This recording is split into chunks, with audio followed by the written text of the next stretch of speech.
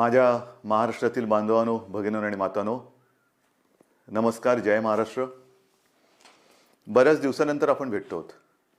जवळपास 1 महिना होऊन गेला असेल. या एका महिन्यामध्ये जे काय घडलं ते आपल्या समोर घडलेलं आहे. अनेक संकटांचं असं असतं की यायला लागले की एका मागोमाग एक येतात. कोरोनाशी लढतो आहोत, त्याच्यात मध्ये निसर्ग चक्रीवादळ आलं. आपण सर्व किनारपट्टीतली लोक श्वास रोखून बघत होतो की हे वादळ नेमकं कुठे धडकणार. रायगडमध्ये ते धडकलं आणि त्याची नंतर जी काय मी पाहणी केली त्या वादळाची भीषणता भयानक होती. जे त्या वादळाच्या तडाख्यात सापडले नशिबाने वाचले असं मी म्हणेन, पण त्याचबरोबरीने आपल्या शासन यंत्रणेने सुद्धा खूप चांगलं काम केलं. मनुष्यहानी किंवा प्राणहानी, जीवितहानी कमीत कमी कशी होईल यासाठी सतर्कता दाखवली. एक सुद्धा कोळी बांधव किंबहुना एक सुद्धा मच्छीमारी करणारी बोट आपण समुद्रात राहू दिली नाही. त्याने वेळेमध्ये आपल्या घरात आणलं, सुरक्षित जागी हलवलं आणि त्यामुळे प्राणहानी झाली, पण ती कमीत कमी ठेवण्यात आपल्याला काही प्रमाणात यश आलं. आर्थिक नुकसान तर झालेलं आहे. मोठी मोठी झाडं उन्मळून पडलेत, फळबागा उद्ध्वस्त झालेल्या आहेत, घरांचे छपरे उडून गेलेले आहेत. नुकसान अतोनात झाले, पण त्या अतोनात नुकसान म्हणजे विजेचे खांब सुद्धा उन्मळून पडलेले आहेत. या नुकसानीमध्ये आपण हेही पाहिलं की सरकार खंबीरपणाने या सर्व किनारपट्टीतल्या कोकणवासियांच्या आणि जिथे जिथे हे वादळ पुढे सरकलं, ज्यांचं नुकसान झालं त्या सगळ्यांच्या पाठी खंबीरपणे उभं आहे. या गेल्या काही दिवसात काय झाले, एक तर आपण असे भेटू शकत नाही आहोत. हा विकास म्हणायचा का, कल्पना नाही, पण प्रत्यक्ष भेटी होत नाहीत आणि असं भेटावं लागतंय. आणि पूर्वी आपण अनेक दिवसानंतर भेटल्यानंतर विचारायचो, काय रे, कसा आहेस.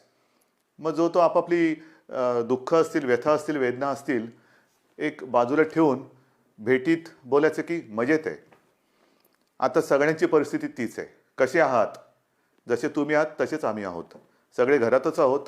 सगळं काही ठप्प आहे, संपूर्ण जग ठप्प आहे आणि या संकटाचा सामना आपण करत आहोत. आज मी आपल्याशी बोलताना परवा 1 तारीख आहे.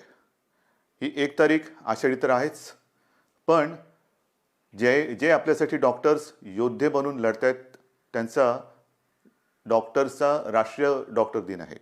त्या सगळ्यांना मी त्यांचं कौतुक करतो, त्यांना धन्यवाद देतो. आणि तुम्ही जी लढाई लढतात आमच्यासाठी, त्याच्यात आम्ही सुद्धा तुमच्यासोबत आहोत. तुमच्यासोबत तुम्हाला आम्ही सहकार्य करतो आहोत आणि करू, हे एक वचन त्यांना देतो. डॉक्टर दिनाबरोबर आपल्या राज्याचे माजी मुख्यमंत्री वसंतराव नाईक, त्यांचाही जन्मदिवस आणि हा दिवस हा सप्ताहच आपण शेतकरी सप्ताह म्हणून साजरा करतो.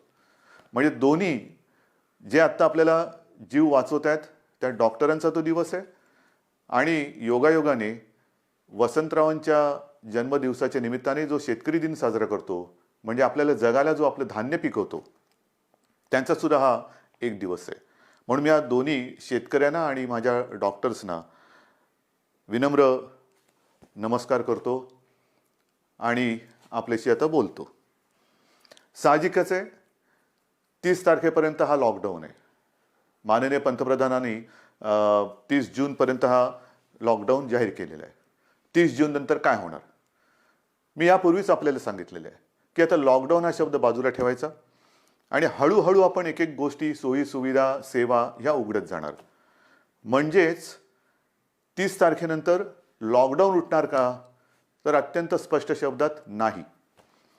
मग काय होणार, असंच राहणार का, तर तेही उत्तर नाही आहे. आपण गेले 15-20 दिवस अनुभवतो आहोत. एक करत महाराष्ट्रामध्ये आपण अत्यंत काळजीपूर्वक पावलं टाकत सेवा सुविधा आणि काही गोष्टी म्हणजे दुकानं असतील, आजपासून आपल्या नाभिकांची जी सेवा आहे ती सुरू होते आहे, अशा काही गोष्टी सुरू करतो. दुकानं सुरू झालेली आहेत, काही ऑफिसेस काही प्रमाणात त्यांच्या कर्मचारी वर्गाची उपस्थिती त्यांना आपण परवानगी देऊन ती सुरू झालेली आहे. तर एक गोष्टी आपण सुरू करत चाललेलो आहोत. हे हळूवार का करतो आहोत आपण, ह्याचं कारण अजूनही संकट नाही टळलेलं. एक गोष्ट नक्की लक्षात ठेवा की आपण जे मिशन बिगिन अगेन किंवा पुनश्च हरिओम म्हणून सुरुवात केलेली आहे, ह्याचा अर्थ धोका टळलेला नाही, पण आपण थोडंसं कात्रीत सापडलेलो आहोत. ज्याला म्हणतात ना, इकडे आड आणि तिकडे विहीर. आपल्याला इथेही पडायचं नाही आणि तिथेही पडायचं नाही, मधोमध बरोबर आपला तोल सांभाळून हे संकट पार पाडायचंय, संकटाचा काळ हा पार पाडायचा आहे. आणि म्हणून केवळ आणि केवळ अर्थचक्राला एक गती द्यायला आपण सुरुवात करण्यासाठी म्हणून एक एक गोष्टी आपण उघडत चाललेलो आहोत. एखादी गोष्ट उघडली म्हणजे धोका टळलाय, आता आपण बिनधास्त, अजिबात नाही. कृपा करून तशा गैरसमजात, तशा भ्रमात राहू नका, कारण तसं जर का आपण वागू तर करोना आवासून बसलेलंच आहे. आपण करोनापासून वाचण्यासाठी घरात राहा म्हणून तुम्हाला मी सांगितलेलं आहे. अनावश्यक कामासाठी बाहेर पडू नका. आवश्यक असेल तेव्हा आणि तेव्हाच घराबाहेर पडा, हे माझं आजही सांगणं आहे. तुम्ही म्हणाला, रे हा काय आलं की नुसतं आपलं काळजी काळजी आणि काळजी. आपलं सरकार काळजीवाहू नाहीये, कारण नेहमी असं म्हणतात, ज्या सरकारला स्वतःची काळजी असते त्याला काळजीवाहू म्हणतात. हे सरकार तुमचं आहे, मजबूत आहे आणि तुमची महाराष्ट्राची काळजी घेणारं हे सरकार आहे. आणि म्हणून माझं कर्तव्य आहे की तुम्हाला धोक्यापासून सावध करणं. बाहेर जर का आपण पडलो आणि बिनधास्त वावरलो तर धोका आहेच, प्रत्येक पावलावरती धोका आहे. मला एका गोष्टीचा नक्कीच अभिमान आहे की माझे सगळे महाराष्ट्रातले बांधव, माता भगिनी ह्यांचा सगळ्यांचा माझ्यावरती, आपल्या सरकारवरती विश्वास आहे आणि जे जे काही सरकार सांगतंय त्या सूचना तुम्ही पाळत आहात, म्हणून मला तुमचा अभिमान आहे. हे करत असताना काही ठिकाणी जसं आपण लोकलची मागणी केली होती, त्या लोकल सुरू झालेल्या आहेत. मुंबईमध्ये ग्रामीण भागामध्ये उद्योगधंदे सुरू झालेले आहेत, तिथे सुद्धा लोकांचं येणं जाणं सुरू झालेलं आहे. विशेष म्हणजे जो शेतकरी, ज्याचा उल्लेख मी सुरुवातीला केला, तो शेतकरी आपण सगळे लॉकडाऊनमध्ये घरी असलो तरी सुद्धा न थकता, न थांबता आपल्यासाठी मेहनत करतोय, घाम गाळतोय, जमिनीत राबतोय, भूमीमध्ये राबतो आहे, अफाट मेहनत करतोय. त्या शेतकऱ्याच्या सोबत आपण आहोत आणि आपण राहिलं पाहिजे. मला कल्पना आहे की जसजसा हा सीझन आता पुढे सरकतोय, महाराष्ट्रातल्या ग्रामीण भागात, मग मराठवाडा असेल, विदर्भ असेल, काही ठिकाणावरून तक्रारी आलेल्या आहेत आणि त्याची गंभीर दखल आपण घेतलेली आहे. तक्रारी कोणत्या आहेत? बोगस बियाणं.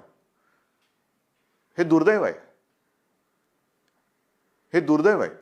ह्याचं कारण शेतकरी हा, एकतर शेतकऱ्याची अवस्था सगळ्यांचीच सारखी झालेली आहे, रोजगारच नाहीये. तरी देखील मागचा पुढचा विचार न करता हा शेतकरी आपल्यासाठी मातीत राबतोय हे आपल्याला सर्वांनाच माहिती आहे.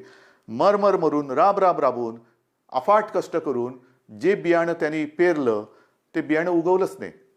मग काय करायचं? दुबार पेरणीचं संकट आलं, आणायचे कुठून पैसे?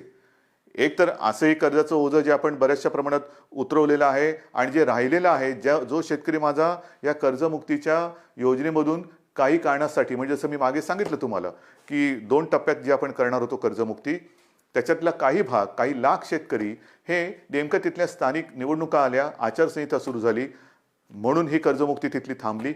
त्याच्यानंतर करोनाचं संकट आलं म्हणून ही कर्जमुक्ती थांबली. पण आता आपण ठरवलेलं आहे की लवकरात लवकर हा उरलेला सुद्धा शेतकरी आहे त्याला देखील कर्जमुक्त करायचं. मग हे असं सगळं करून पैसा जमवून तो आपल्यासाठी बियाणं विकत घेतो, पेरतो आणि राबतो आणि बियाणंच उगवलं नाही. पण मी माझ्या शेतकरी दादांना सांगू इच्छितो की तुम्ही काळजी करू नका, हे सरकार तुमचं आहे.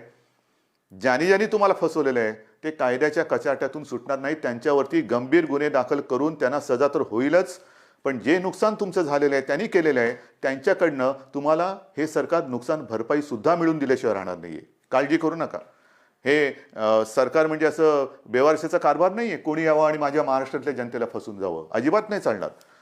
ज्यांनी ज्यांनी शेतकऱ्यांना फसवलेलं आहे त्यांना शिक्षाही होणार, त्यांना शिक्षाही करणार. आणि म्हणून मला असं वाटतं की एक संधपणा जो आपल्यामध्ये आहे तो फार महत्त्वाचा आहे. मला विशेष धन्यवाद आणखीन सर्व धर्मियांना द्यायचे आहेत, सर्व धर्मीय. मग त्याच्यामध्ये माझे हिंदू आलेच, मुस्लिमही आले, ख्रिश्चनही आले, शीख पंथी आले, सगळेच आले. ह्याचं कारण मी मागे आपल्याशी बोललो होतो. साधारणतः शिमगा म्हणजे होळी झाली, शिमगा झाला आणि कोरोनाची बोंबाबोंब सुरू झाली, ती अजूनही कायम आहे. सगळ्यांनी, मग तो ईद असेल, मग आपली रामनवमी असेल, आता तर मुख्य म्हणजे आषाढीची वारी, आषाढी एकादशी आता परवा आहे, मी चाललोय.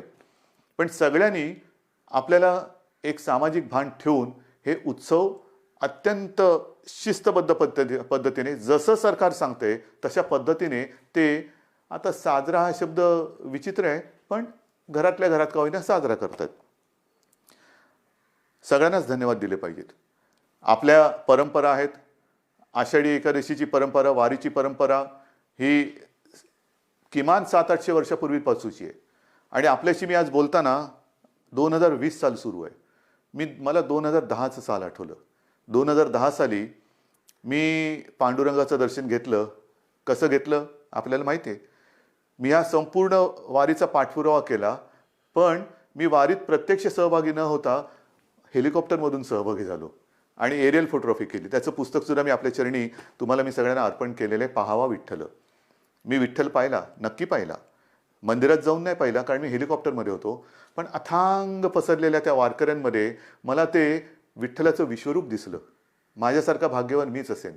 विश्वरूप ज्याला म्हणतात ते विश्वरूप काय असतं ते विश्वरूप मी त्या वारकऱ्यांच्या रूपात पाहिलं.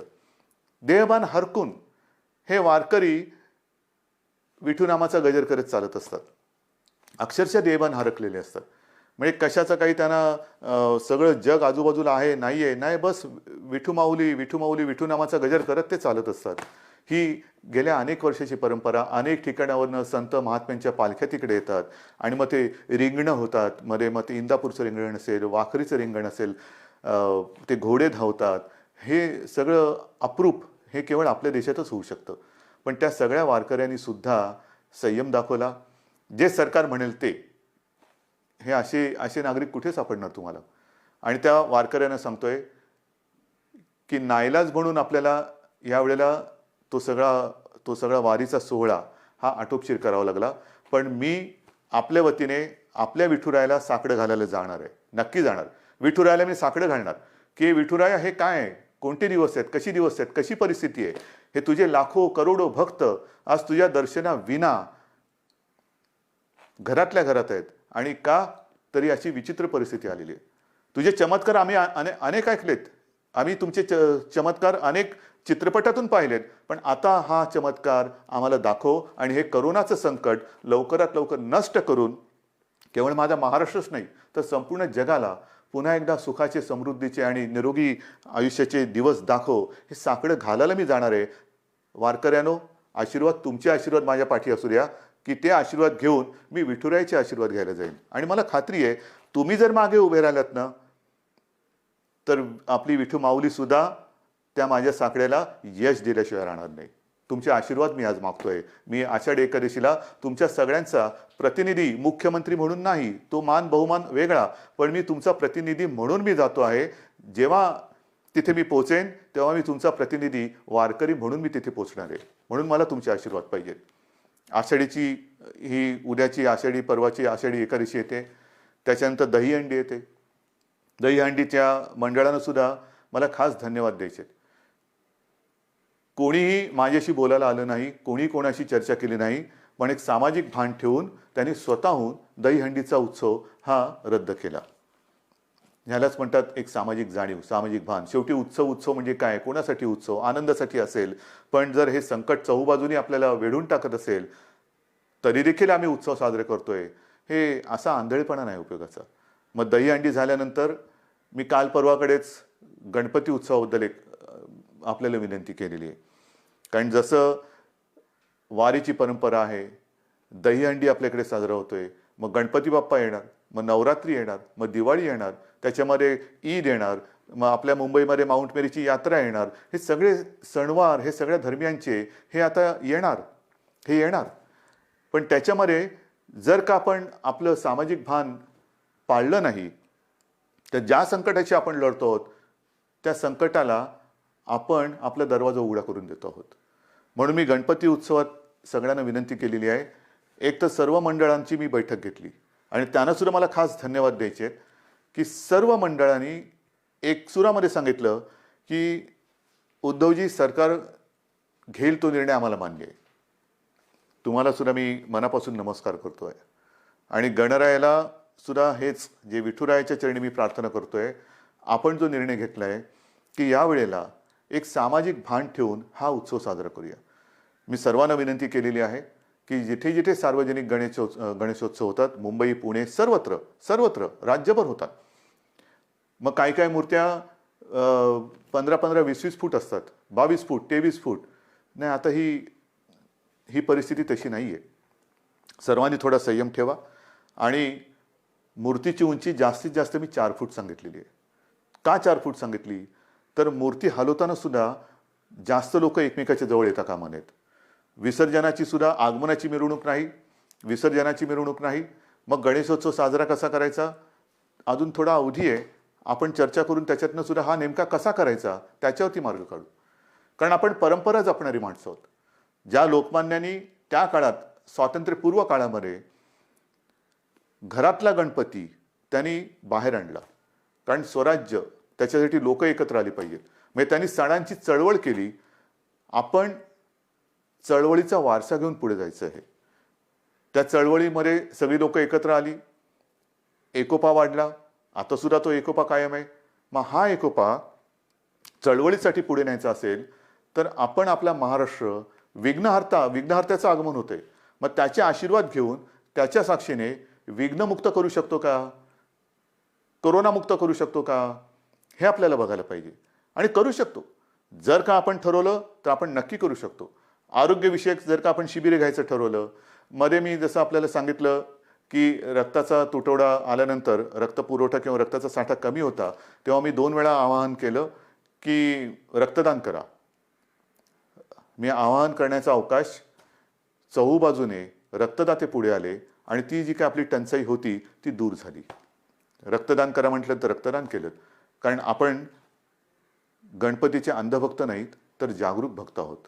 आणि त्याच्यासाठी मला असं वाटतं की आरोग्यविषयक काय खबरदारी घेता येईल, काय जागरूकता आणता येईल, काय करता येईल, या सगळ्या गोष्टी आपण हळूवार सांगत जाऊ. तूर्त मी आपल्याला मूर्तीची एक कल्पना दिलेली आहे. रक्तदानाबद्दल मी जेव्हा बोललो तेव्हा आणखीन एका विषयाबद्दल मला आपल्याशी बोलायला पाहिजे.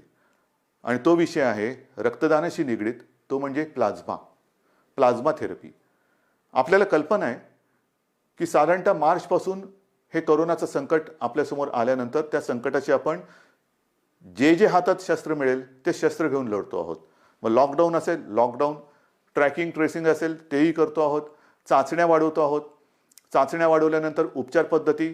आणि मी नक्की सांगेन, अभिमानाने सांगेन की आपला महाराष्ट्र, आपली मुंबई, जे आपले डॉक्टर्स आहेत, जो आपला टास्क फोर्स आहे, उपचाराच्या बाबतीमध्ये जगाच्या बरोबरीने आपण चाललेलो आहोत. कुठेही एक सूतभर सुद्धा जगाच्या पाठी आपण नाही. चहूबाजूला आपली नजर आहे. कोणत्या देशात काय चालले, या देशात काय चालले, कोणते उपचार होत आहेत, कोणते औषधे होत आहेत. म्हणजे गेल्या आठवड्यामध्ये सहज मी बसलो असताना मला मेसेज आले. BBC मध्ये एक बातमी होती, ब्रेक थ्रू डेक्सामेथाझॉन हे नवीन औषध सापडलं. मी टास्क फोर्सच्या डॉक्टरना फोन केला. ते म्हणाले, उद्धवजी हे औषध आपण गेले 2 महिने आवश्यकतेनुसार वापरतोच आहोत. म्हणजे आपण हे औषध वापरतोच आहोत. मग प्लाझ्मा थेरपी सुद्धा आपण साधारणतः मार्च-एप्रिलपासून सुरू केलेली आहे. पण आज मला अभिमानाने एक गोष्ट सांगावीशी वाटते की सुरुवातीला आपल्याकडे 1-2 ठिकाणीच प्लाझ्मा थेरपी आपण वापरत होतो. आजपर्यंत साधारणतः असं धरा की 10 जणांवरती आपण उपचार केले असतील तर जवळपास 9 जण त्याच्यात बरे झालेत. 7 जण तर जवळपास बरे होऊन घरी पण गेलेले आहेत. म्हणजे प्लाझ्मा थेरपी सुद्धा उपयोगी पडते. आणि त्याच्यासाठी उद्याच एका गोष्टीचं आपण लोकार्पण करतो आहोत. जे करतो आहोत ते तळमळीने करतो आहोत, मनापासून करतो आहोत आणि आवश्यकतेपेक्षाही थोडे जास्त करण्याचा आपला प्रयत्न आहे. आणि उद्या आपण एक गोष्ट अशी करतोय की मी कदाचित शब्द वापरतोय, कदाचित देशातलं सगळ्यात मोठं प्लाझ्मा थेरपी देणारं आपलं राज्य ठरेल. प्लाझ्मा थेरपीचा वापर करणारं आपलं राज्य ठरेल. कारण आपण ही केंद्र वाढवतो आहोत. पहिल्यांदा 2 होती, त्याचा विस्तार आपण करतो आहोत.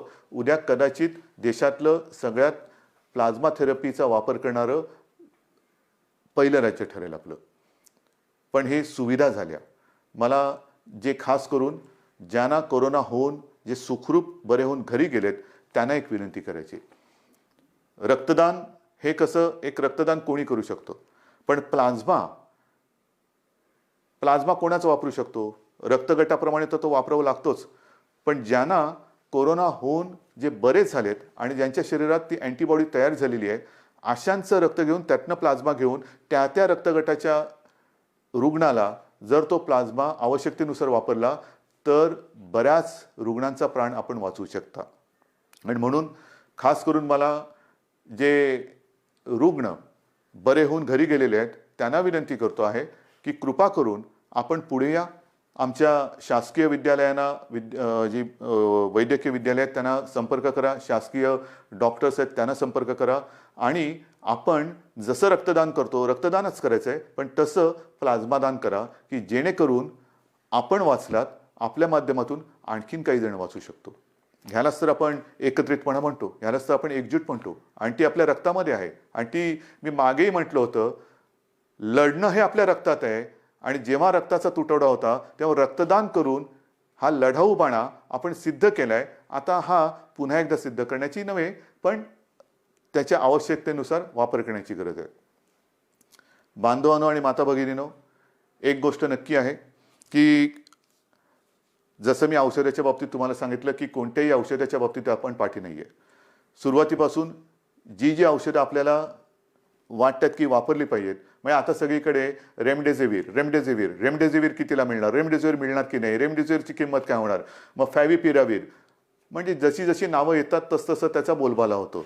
पहिला होता तो एससीक्यू हायड्रॉक्सिक्लोरोक्विन, मग त्याचा एक हे झाला, ते आपण वापरतोय, आवश्यकतेनुसार वापरतोय. रेमडेसिवीर वापरतो आहोत, टॉझिलिझुमॅब वापरतो आहोत, आयव्हरमेक्टिन वापरतो आहोत, डॉक्सी वापरतो आहोत. तुम्ही नाव सांगा, ती सगळी औषधं आपण इकडे वापरतो. परंतु ही औषधं वापरायला साहजिकच आहे आपल्याला केंद्र सरकारच्या त्या आरोग्य विभागाची परवानगी लागते. आणि मला एक गोष्ट आपल्याला सांगायची आहे, साधारणतः एप्रिल शेवट किंवा मे असेल, मेची सुरुवात किंवा पहिला मध्ये असेल, आपण ह्या औषधाच्या उपलब्धतेसाठी पाठपुरावा सुरू केला, रेमडेसिवीर आणि फॅव्हिपिरावीर, कारण तिथून परवानगी घ्यावी लागतील. मग त्याच्यानंतर एका रुग्णांच्या ग्रुपवरती त्याची टेस्ट घ्यावी लागते. ती यशस्वी झाल्यानंतर मग तिथून परवानगी मिळाल्यानंतर मोठ्या प्रमाणात आवश्यकतेनुसार त्याचा वापर करावा लागतो. आता गेल्या आठवड्यामध्ये ह्याची परवानगी आपल्याला मिळालेली आहे, रेमडेसिवीर आणि फॅव्हिपिरावीर. येत्या काही दिवसात याचा पुरेसा साठा हा आपल्याला उपलब्ध होईल. किमतीची पर्वा करू नका. शासकीय आणि निमशासकीय रुग्णालयामध्ये मी तर म्हणतोय की रेमडेसिवीर आणि ही औषधं आपण मोफत उपलब्ध करून देण्याच्या विचारामध्ये आहोत. पण पहिली गोष्ट ही उपलब्ध होत आहेत आता, म्हणजे कोणी काळजी करण्याचं कारण नाहीये. कसं मिळणार आता आहे, अजून एक थोडे दिवस आपल्याला त्याच्या साठ्याबद्दल किंवा उपलब्धतेबद्दल आपण प्रयत्न करून ती उपलब्ध करून देतो आहोत. पण एकदा का हा साठा आपल्याकडे किंवा ज्याला म्हणतो ना पुरवठा व्हायला लागला की त्याचा कुठे मी तुटवडा पडू देणार नाही, ही तुम्हाला मी खात्री देतोय. रुग्णांची संख्या वाढणार. तुम्ही म्हणणार वाढणार म्हणजे काय, नाही तसं नाहीये. ह्याला दोन गोष्टी आहेत. आपण अर्थचक्राला गती देण्यासाठी काही गोष्टी हळूहळू मिशन बिगिन अगेन म्हणून सुरुवात केलेली आहे. ये जा वाढली, भेटणं वाढलं, संपर्क वाढला आणि तो संपर्क वाढल्यानंतर साहजिकच आहे रुग्णांची संख्या ही सुद्धा वाढत चाललेली आहे. पण ही रुग्णांची संख्या वाढत असताना आपण टेस्टची संख्या सुद्धा वाढवतो आहोत आणि ती वाढवलेली आहे. म्हणून आता रुग्ण येण्याची वाट न बघता आपण व्हायरस पोचायच्या आत तिकडे पोहोचण्याचा प्रयत्न करतोय. चेस द व्हायरस ही एक नवीन संकल्पना मुंबईत सुरू केली, ती संपूर्ण राज्यभर आता आपण राबवत आहोत. Chase the virus. आणि त्याच्यासाठी रुग्णांची संख्या जरी वाढत असली तरी आपल्याकडे आरोग्य सुविधाही आपण वाढवत आहोत. औषधांची सुद्धा कुठेही टंचाई होणार नाही, औषधोपचार ते सुद्धा वाढवत आहोत. पण या निमित्ताने मला पुन्हा एकदा काही डॉक्टर्स जे आहेत, ज्येष्ठ डॉक्टर्स, मी समजू शकतो प्रत्येकाला जीवाची काळजी असतेच, पण काही ज्येष्ठ डॉक्टर्स जे 55-60च्या वरती आहेत पण अनुभव आहे त्यांना, 55-60च्या वरती आहेत आणि ज्याला आपण म्हणतो की हाय रिस्क, म्हणजे ह्या डॉक्टर्सना सुद्धा त्यांना सुद्धा सकाळ दुपार संध्याकाळ रात्र 24 तास ही रुग्णांची काळजी आहेच. तर त्यांना सुद्धा इतर काही व्याधी किंवा विकार आहेत, म्हणजे डायबिटीज असतील, किडनीचे विकार असतील, समजा दुसऱ्या काही आणखीन गोष्टी असतील, तर ते सुद्धा थोडेसे घाबरून हॉस्पिटलमध्ये जात नाही आहेत. मी त्यांना नम्रपणाने विनंती करतोय की आपण काळजी करू नका. एक काळ असाही होता की सगळीकडे पीपीई किट मिळत नाही, N95 मास्क मिळत नाही. आता या सगळ्याचा पुरवठा आपल्याकडे मुबलक आहे, साठा मुबलक आहे. काही काळजी करू नका. तुमच्या पाठी सरकार आहे. जे तुमच्या सुरक्षेसाठी आवश्यक आहे ती संपूर्ण खबरदारी घेण्याची तयारी सरकारची आहे. कारण आपण कोविड योद्धा म्हणायचं आणि त्याला बिना शस्त्रांनी पाठवायचं असं अजिबात होणार नाही. पण आज आपली गरज आहे, महाराष्ट्राला गरज आहे, आपल्या अनुभवाची गरज आहे. कारण अनेक ठिकाणी आपण ज्येष्ठ डॉक्टरांची एक अनुपस्थिती हे अनुभवतो आहोत. म्हणून मी सगळ्यांना विनंती करतोय की आपण जिथे जिथे असाल, हॉस्पिटलमधले असाल हॉस्पिटलमध्ये जा, खाजगी आपले दवाखाने क्लिनिक असतील कृपया सुरू करा. ज्या ज्या गोष्टीची आपल्याला उपकरणांची आवश्यकता असेल ती सरकारकडनं आपल्याला दिली जाईल. तुम्ही त्याच्यात अजिबात काळजी करू नका. तुम्हाला जे जे पाहिजे ते पुन्हा मिळेल, ते पूर्ण मिळेल. अशा पद्धतीने आपण एका बाजूला आरोग्य सुविधा वाढवत चाललेलो आहोत, एका बाजूला टेस्टची संख्या वाढवत चाललेलो आहोत, टेस्टची केंद्र वाढवत चाललो आहोत. आता तर काही अँटीबॉडी आणि अँटीजेन टेस्ट करण्याचे रॅपिड किट येत आहेत, तेही मोठ्या प्रमाणावरती आपण घेतो आहोत की ज्याचा एक प्राथमिक जो आपल्याला गाईड करू शकतो, मार्गदर्शक ठरू शकतो की कोणाला हा कोरोना होऊन गेला आहे का त्याच्याबद्दल एक माहिती मिळते आणि साधारणतः निगेटिव्ह पॉझिटिव्ह ह्याच्याबद्दल एक गाईडलाईन मिळते आणि मग आपण त्या पद्धतीने त्याला वेगळं करून उपचार सुरू करू शकतो. तर ह्याही टेस्ट आपण करतो आहोत. ह्याचं कारण असं की आता पावसाळा सुरू झालेला आहे. पावसाळा सुरू झाल्यानंतर नवीन अंकुर येतात, कोंब येतात, पालवी फुटते, हिरवगार होतं, सगळं हिरवे हिरवे गार गालीचे सगळीकडे पसरलेले दिसतात. फार सुखद असं दृश्य असतं. पावसाळा जसं एक नवीन जीवन घेऊन येतो तसंच प्रत्येक ऋतू हा त्याचे काही चांगले आणि काही विचित्र गोष्टी घेऊन येत असतो. पाऊस म्हटल्यानंतर ह्या 2-3 बैठका गेल्या काही दिवसात झालेल्या, त्याच्या आधी झालेलं जसं निसर्ग चक्रीवादळ आलं त्याच्या तयारीची बैठक, जास्त पाऊस पडणार आहे का, मग कुठल्या भागात पडणार आहे, पूर येऊ शकतो का, त्याची तयारीची बैठक. म्हणजे पाऊस आला, आनंद हा घेऊन येतो, नवजीवन घेऊन येतो, पण कुठेतरी नैसर्गिक आपत्ती घेऊन येतो. पूर आला नाही तरी काही ठिकाणी अतिवृष्टीमुळे इतर रोगराई येते. मग त्याच्यात मलेरिया आला, डेंग्यू आला, लेप्टो आला, डायरिया आला, सर्दी खोकला आला आणि त्याच्यासोबत कोरोना आहे. मग काय करणार, ह्याची सुद्धा तयारी आपली सुरू आहे. पण मला आपल्याला खास करून शहरी भागात राहणारी जी लोक आहेत त्यांना सांगायचं, मग मुंबई, पुणे, नाशिक सगळीकडे, संभाजीनगर आहे, नागपूर आहे, सगळीकडेच, की या वेळेला आपले सगळे कर्मचारी ह्या कोरोनाच्या लढाईमध्ये आहेत. अफाट मेहनत करतात, साफसफाई करतात, नाले सफाई होते, सगळं साफसफाई होते. पण आता थोडी स्वतःची काळजी मी 1-2 वर्षापूर्वी सुद्धा, किंवा मला असं वाटतं तेही त्याला 7-8 वर्ष झाली असतील, विशेषतः तेव्हा मुंबईपुरतं मी बघत होतो. आता तर माझा महाराष्ट्र, तुम्ही सगळे माझे सोबती आहात, मला संपूर्ण महाराष्ट्र बघायचं आहे. सांगण्याची गोष्ट काय की हे जे दिवस असतात ते मलेरिया आणि डेंग्यूचे असतात. आणि हा डेंग्यू असा विचित्र आहे की एक कोका कोलाच्या बाटलीचं बुच असं उपडं पडलेलं असेल आणि त्याच्यात तेवढं बुचभर जरी पाणी असलं तरी त्याच्यात सुद्धा डेंग्यूच्या आळ्या होऊ शकतात. अंड कुठे अर्धवट पडलेलं, फुटून पडलेलं आहे, टायर पडलेले असतात, हे फार धोकादायक. त्याच्यानंतर प्लास्टिकचं कवर असतं, त्याच्यात ते थोडेसे असे खळगे तयार होतात, त्याच्यात पाणी साठतं. नारळाच्या त्या काय त्याला म्हणतात, कवट्या, त्याच्यात पाणी साठतं. झाडांच्या फांद्या तुटून ढोल्या तयार झाल्या असतात, त्याच्यात पाणी साठतं आणि त्याच्यात सुद्धा डेंग्यू होऊ शकतं. तर आपल्याला आपला परिसर स्वच्छ ठेवायचा आहे. कुठेही पाणी साठू देऊ नका. एअर कंडिशनच्या खाली, त्याच्यानंतर फ्लॉवर पॉटमध्ये, अनेक घरामध्ये फेंगशुई त्याच्यासाठी जे काय झाडं लावली जातात त्याच्यामध्ये पाणी असतं, त्याच्यात डेंग्यूच्या आळ्या होऊ शकतात. तर ह्या सगळ्या गोष्टींपासून आता आपल्याला खबरदारी घ्यायला पाहिजे. कारण एका मागोमाग एक संकटाची मालिका ही आपल्याला आता तोडायलाच पाहिजे. मी तुम्हाला ह्या सगळ्या काळज्या घ्यायला सांगतोय कारण एक आपुलकीने सांगतोय, प्रेमाने सांगतोय की काय करावं, काय करू नये. आज सुद्धा मी जेव्हा बघतोय की अनेक ठिकाणी, मुंबईत असो, शहरात असो, पुण्यात असो, ग्रामीण भागात असो, काही ठिकाणी अरे आता झालं सगळं. नाही, झालेलं काही नाही आहे. भाजीवाले बसलेत, तिकडे सुद्धा गर्दी होते, तोंडावरती मास्क नाही, हात कुठेही लावतायत, चेहऱ्याला हात लागतायत. आपणहून कोविडला बळी पडू नका. ह्या ज्या प्राथमिक ज्या काही गोष्टी आहेत ना, ह्या जर का आपण पाळल्या, म्हणजे बाहेर फिरताना तोंडावरती मास्क लावणं, एकमेकांपासून अंतर ठेवणं. मी सुरुवातीला सांगितलं होतं की मॉर्निंग वॉकला आपण परवानगी दिलेली आहे, सकाळचा व्यायाम करायला परवानगी दिलेली आहे. तो आरोग्यासाठी दिलेली आहे, आरोग्य सुदृढ व्हावं म्हणून दिलेले आहे, आजाराला बळी पडण्यासाठी नाहीये. तर ह्या काही गोष्टी ह्या आपल्याला पाळाव्या लागतील.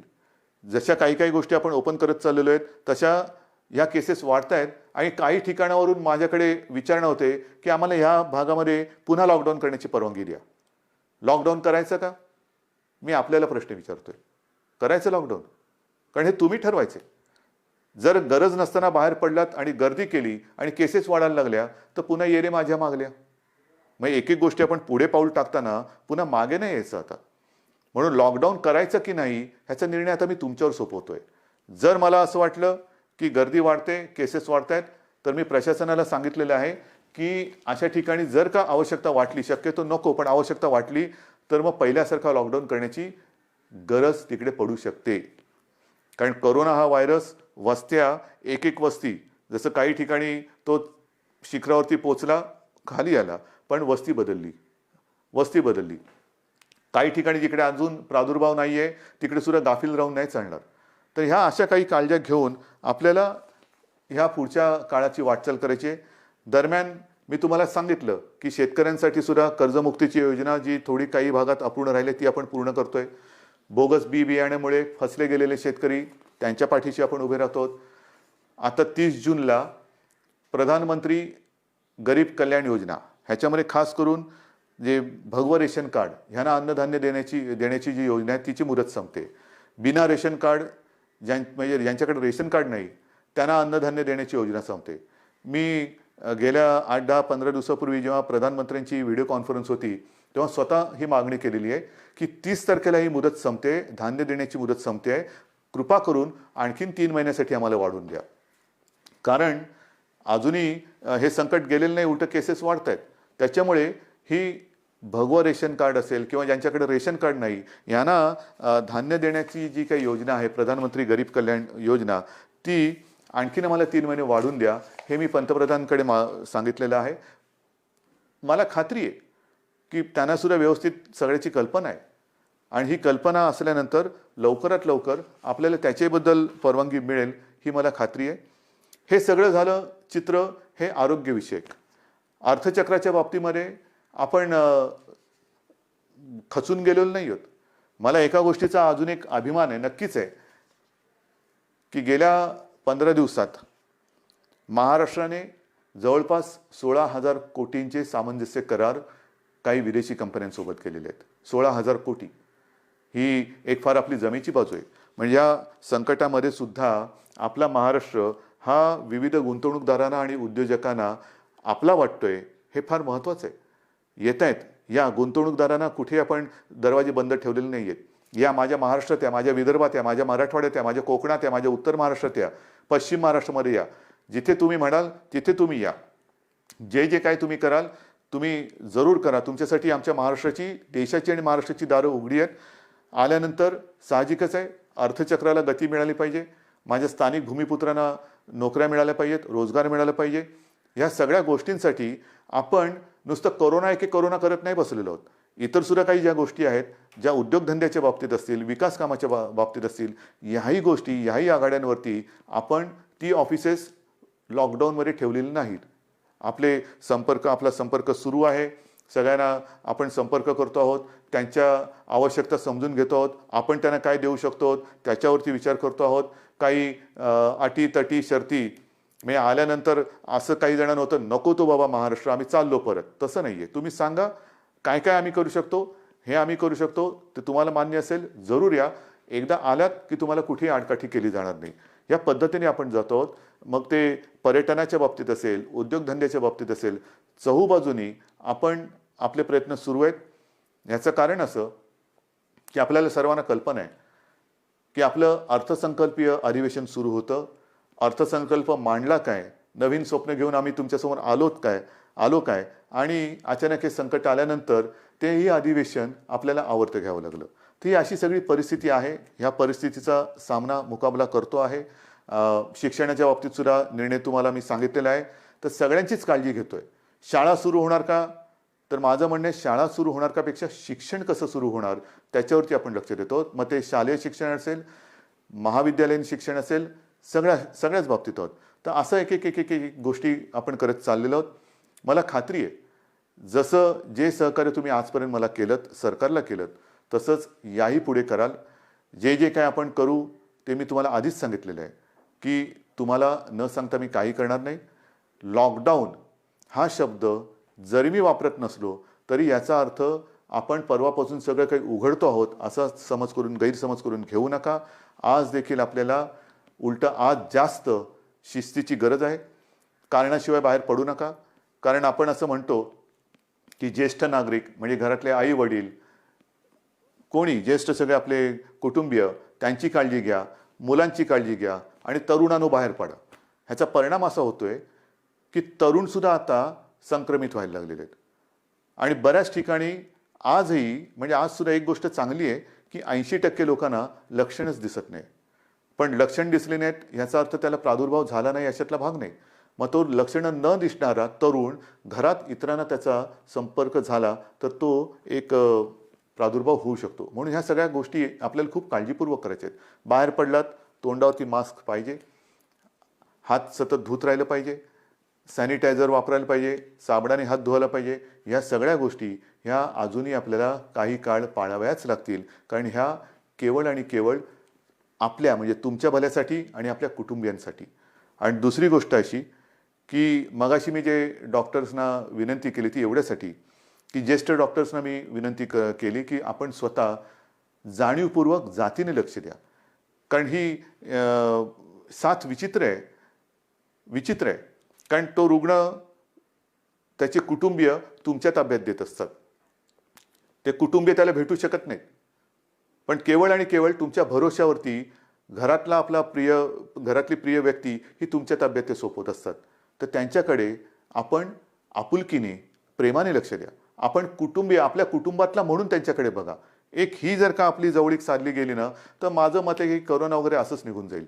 तर हा जो काही दुरावा थोडा राहिला असेल भीतीपोटी ती भीती तुम्ही सरकारवरती सोपवा. तुम्हाला काय उपकरणं पाहिजे ती सांगा, सरकार तुम्हाला देईन. पण आता ह्या अंतिम टप्प्यात आपल्याला हे युद्ध अर्धवट सोडून चालणार नाही. इथपर्यंत आपण लढत आलेलो आहोत. आता जर का आपण गाफील राहिलो तर मग पुढे आपण जाऊ शकत नाही. अजूनही संकट टळलेलं नाही, धोका टळलेला नाही. पण हा धोका पत्करून जे करता येणं शक्य असेल त्या गोष्टी आपण हळुवारपणाने उघडत चाललेलो आहोत.